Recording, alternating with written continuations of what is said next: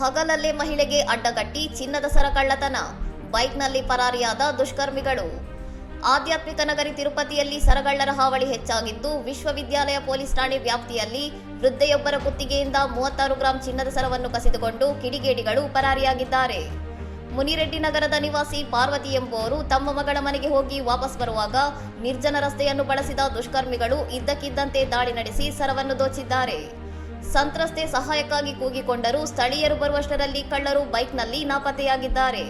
ಈ ಘಟನೆಯು ಸ್ಥಳೀಯ ಮಹಿಳೆಯರಲ್ಲಿ ಭಾರೀ ಆತಂಕ ಮೂಡಿಸಿದೆ.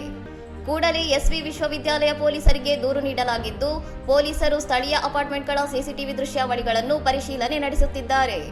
ಸಿಸಿಟಿವಿ ದೃಶ್ಯಗಳಲ್ಲಿ ಆರೋಪಿಗಳು ಬೈಕ್ನಲ್ಲಿ ಬಂದು ಕಳ್ಳತನ ಮಾಡಿರುವುದು ದಾಖಲಾಗಿದ್ದು, ಕಳ್ಳರನ್ನು ಪತ್ತೆ ಹಚ್ಚಲು ಪೊಲೀಸರು ಬಲೆ ಬೀಸಿದ್ದಾರೆ. ಹಗಲಲ್ಲೇ ಜನನಿಬಿಡ ಪ್ರದೇಶಗಳಲ್ಲಿ ನಡೆಯುತ್ತಿರುವ ಇಂಥ ಘಟನೆಗಳು ಸಾರ್ವಜನಿಕ ಸುರಕ್ಷತೆಯ ಬಗ್ಗೆ ಗಂಭೀರ ಪ್ರಶ್ನೆಗಳನ್ನು ಹುಟ್ಟುಹಾಕಿದ್ದು, ಪೊಲೀಸರು ಕಟ್ಟುನಿಟ್ಟಿನ ಕ್ರಮ ಕೈಗೊಳ್ಳಬೇಕೆಂದು ಸ್ಥಳೀಯರು ಒತ್ತಾಯಿಸಿದ್ದಾರೆ.